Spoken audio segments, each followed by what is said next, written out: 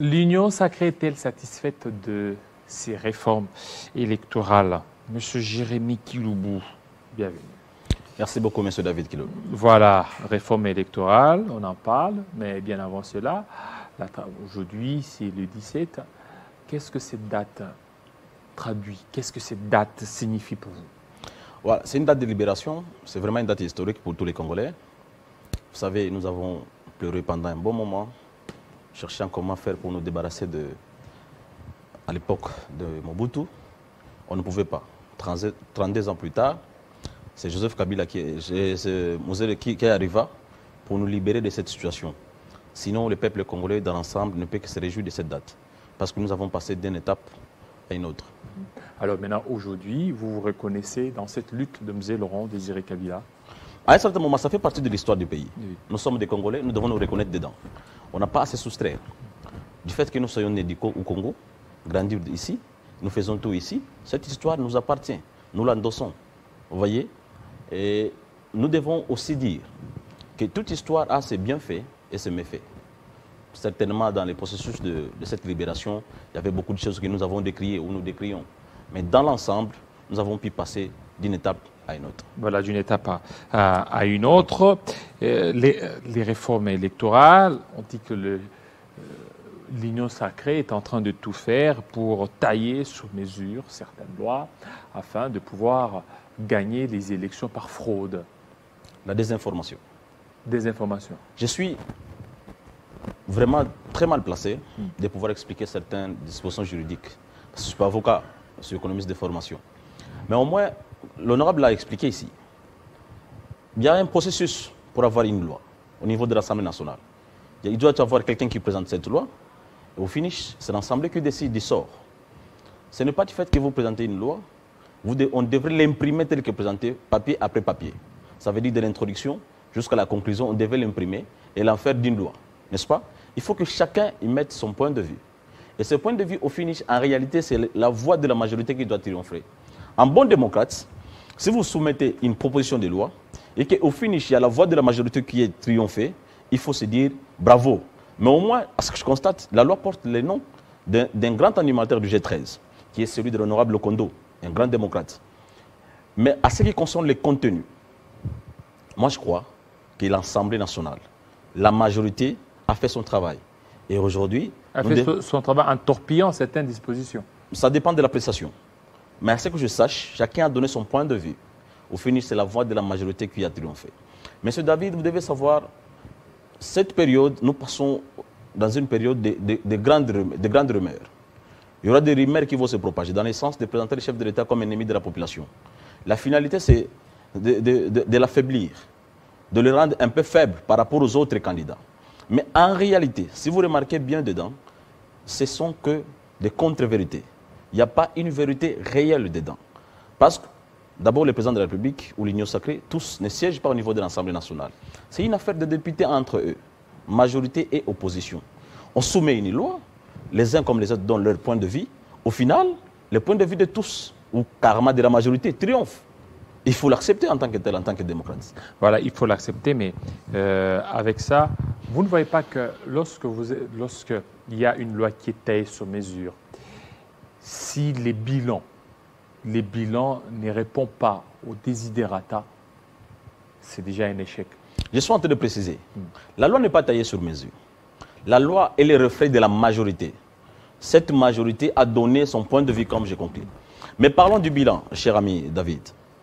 Vous savez, aujourd'hui, nous ne savons pas qu'est-ce que les Congolais nous voulons exactement.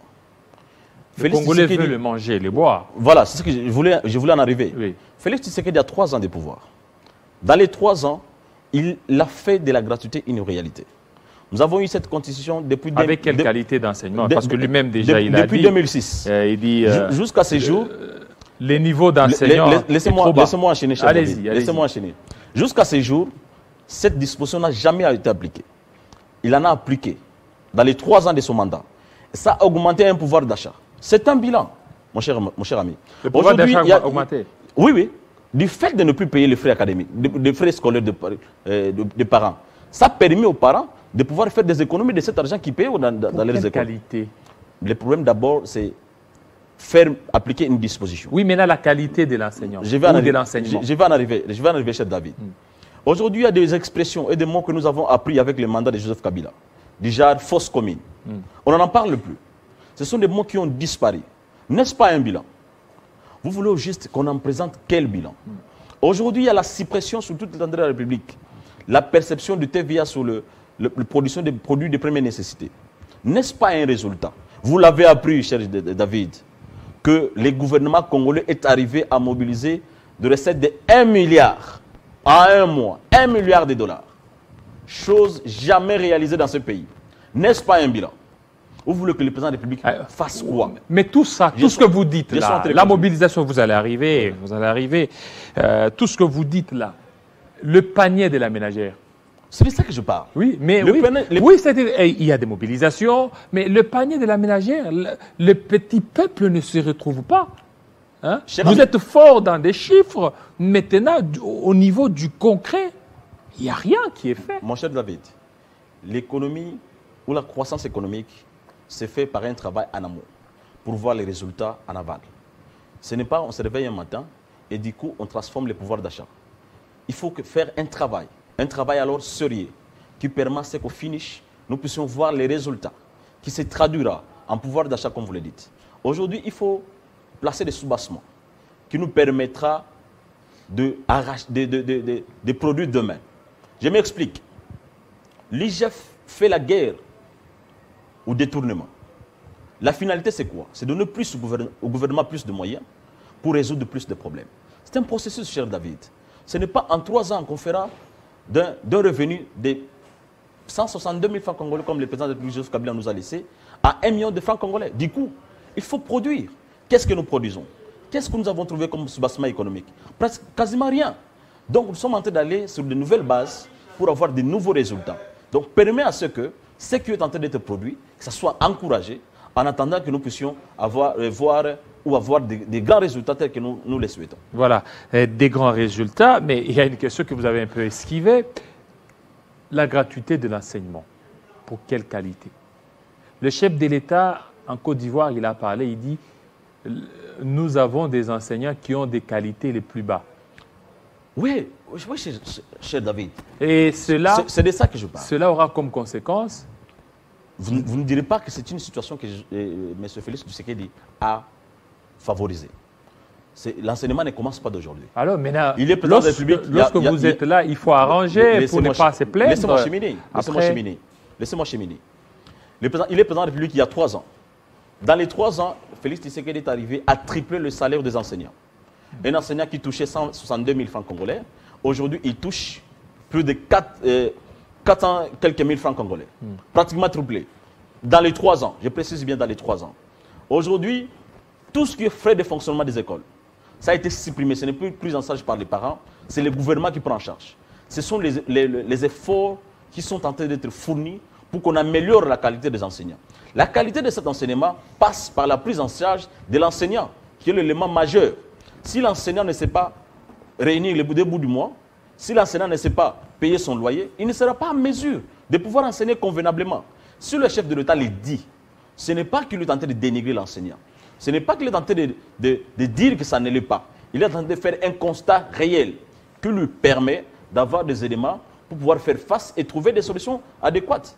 Oui, mais ce constat réel, 3 ans de pouvoir, vous n'arrivez pas certainement à arranger la qualité, à améliorer la qualité. Non. Vous ne voyez pas que jusque-là, ça risque d'être un échec. Cher David, c'est dans les 3 ans que nous avons triplé le salaire. Vous avez triplé le salaire. S'il vous plaît, cher David. Oui. J'aimerais faire une illustration ici. Est-ce que vous le savez? Mata Tampono, dans les 4 ans qu'il a fait comme chef du gouvernement, avec tout ce qu'on vante autour de lui, il n'a fait ajouter que 40 000 francs congolais sur le salaire des enseignants, 15 000 francs congolais et puis 25 000. Oui, alors le dollar était à combien? C'est ça le problème. Il faut voir aussi le taux de dollar. Parce qu'actuellement, lorsque vous parlez de 400 000 francs, 400 000 francs, lorsque vous donnez à un enseignant, il va faire quoi avec? Et si vous le comparez à 162 000 francs, il fait comment? Le 400 000 francs, lorsque vous avez...